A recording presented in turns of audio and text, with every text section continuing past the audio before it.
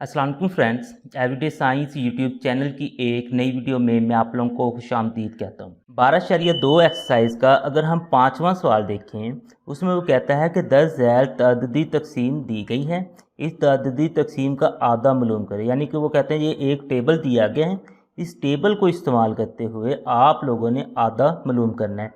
आधे की अगर हम ना डेफिनेशन देखें तो उसके मुताबिक ये है कि जो रकम सबसे ज़्यादा बार आती है ना उसको हम आधा कह देते हैं।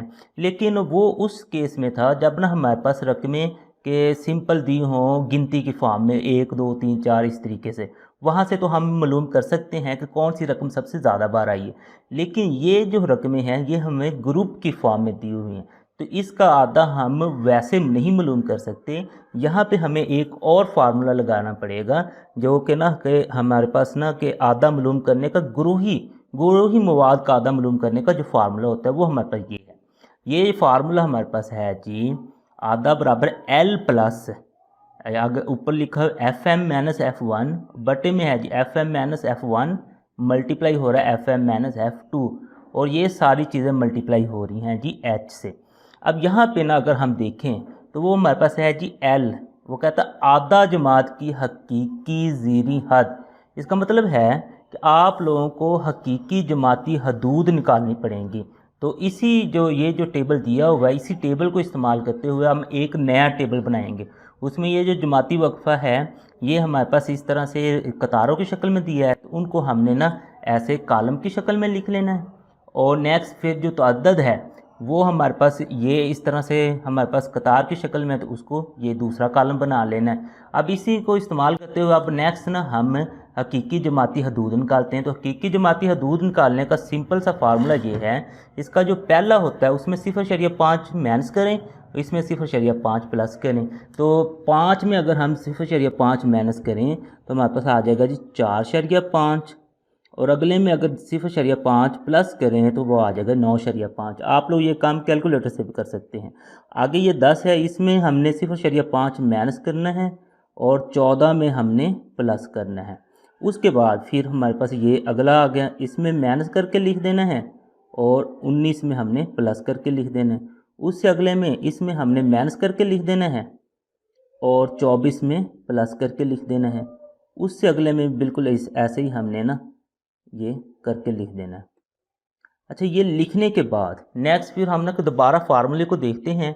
चले हमने ना कि हकीकी जमाती हदूद तो निकालनी है, तो वो फार्मूले को दोबारा देखते हैं कि हमें क्या क्या चीज़ें चाहिए।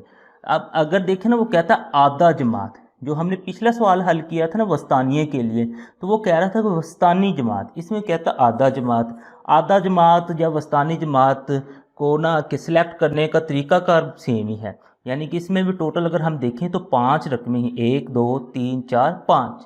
इसकी जो दरमियान वाली रकम है ना, ये वाली दरमियान वाली, इसको हम ना आधा जमात कह देंगे, आधा जमात। अब इसी को इस्तेमाल करते हुए ना कि हम इस फार्मूले की ना सारी चीज़ें मालूम कर लेते हैं। फिर वही चीज़ें जब फार्मूले में हम ना कि पुट करेंगे तो हमारा आंसर निकल आएगा। तो सबसे पहले वो कहता है एल जो है ना, वो जो आधा जमात है उसकी हकीकी ज़ीरी हद है। यानी कि ये जो आधा जमात है इसकी ना कि 2 हदें हैं, एक ज़ीरी है और एक बलाई है। जो ज़ीरी हद है ना वो हमारे एल के बराबर है, तो यहाँ पे हम लिख लेते हैं एल बराबर जो आएगा वो 14.5 आ जाएगा।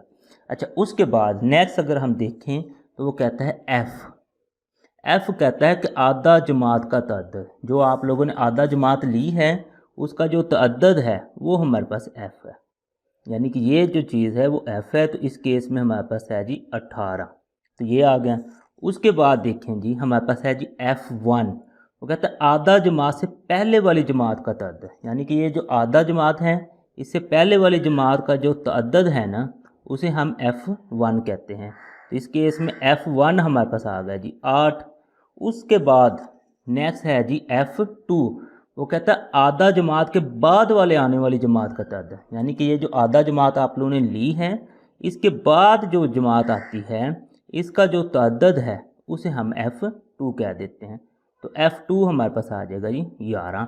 उसके बाद नेक्स्ट लास्ट चीज़ जो बचती है फार्मूले में वो है जी एच देखेंगे तो वो कहता है आधा जमात जो है ना इसकी जमाती हदूद की जिसामत है, कि आपने देखना है कि इसकी जो जिसामत है वो कितनी है।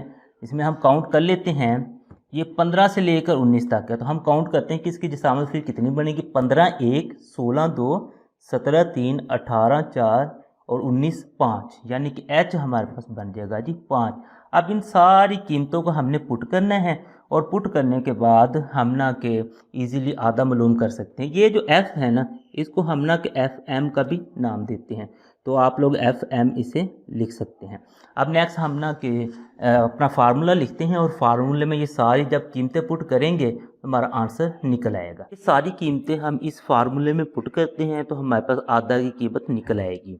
तो हम ना ये सारी कीमतें यहाँ पे पुट करते हैं, तो हमारे पास है जी आधा बराबर है जी एल की कीमत। एल की कीमत हमारे पास है 14.5, तो ये हमने ना 14.5 यहाँ पे पुट कर दी। आगे प्लस का साइन है तो उसी तरह से प्लस का साइन लगा दिए। तो यहाँ पे है जी एफ एम। एफ एम हमारे पास है जी 18, माइनस में है जी F1, तो वो हमारे पास है जी 8। तो ये इसी तरीके से हमने ना ये सारी कीमतें पुट करते जाना है। तो नीचे अगर हम देखें तो FM है, FM हमारे पास 18 है, तो यहाँ पे हमने 18 लिख देना है। तो माइनस में हमारे पास है जी F1, तो F1 हमारे पास है जी 8, तो वो हमने इधर 8 लिख देना है। इधर दरमियान में प्लस है तो इसी तरह से प्लस लगा देना है। तो नेक्स्ट FM है, तो FM हमारे पास फिर 18 है, तो यहाँ पे हमने 18 माइनस F2 अगर हम देखें तो वो है 11। तो मल्टीप्लाई में हमने H लिखना है, तो H हमारे पास यहाँ पे है जी 5, तो यहाँ पे ये हमने 5 लिख देना है। नेक्स्ट फिर आगे हम चलते हैं, तो हमारे पास आ जाएगा जी आधा जो है वो बराबर आ जाएगी 14.5, तो उसी तरीके से आ जाएगा। उसके बाद है जी ये प्लस का साइन, 18 माइनस 8 है, तो ये हमारे पास आ गई 10। तो बटे में अगर हम चलते हैं तो 18 माइनस 8 10 आ गया, तो ये प्लस आ जाएगा। 18 माइनस 11 हमारे पास आ गया जी 7, तो ये इस तरीके से हमने ये 7 लिख देना है, और मल्टीप्लाई ये हमारे पास 5 से ही हो रहा है। अब ये जो है नेक्स्ट और आगे हम चलें तो ये आधा जो है हमारे पास बन जाएगा जी 14.5, उसी तरीके से आ गई। उसके बाद ये जो 10 है ये इस 5 से मल्टीप्लाई हो रहा है, 10 को 5 से मल्टीप्लाई करें तो हमारे पास आंसर आ गया 50, बटे में 10 और 7 हमारे पास 17 बन गया इस तरीके से। अब नेक्स्ट मज़ीद इसे अगर हम हल करते हैं तो आप लोग देखें जो आधा हमारे पास बनेगा वो 14.5, तो वैसे ही आ जाएगा। अब ये जो है 50 और 17 इन दोनों को हमने ना डिवाइड कर देना है, तो इसके लिए हम कैलकुलेटर का इस्तेमाल करते हैं। 50 डिवाइड हम 17 करते हैं, 50 डिवाइड हम 17 पे करते हैं, तो हमारे पास आंसर आ जाएगा जिसका 2.94 हम लिख देंगे। 2.94 यहाँ पे हम लिख देंगे 2.94। अब इन दोनों को ना हमने जमा कर देना है, तो उसके लिए अगेन कैलकुलेटर का इस्तेमाल करते हैं। हमारे पास है जी 14.5 जमा 2.94, इन दोनों को जमा करें तो जो आंसर आएगा वो हमारे पास आता है यानी 17.44।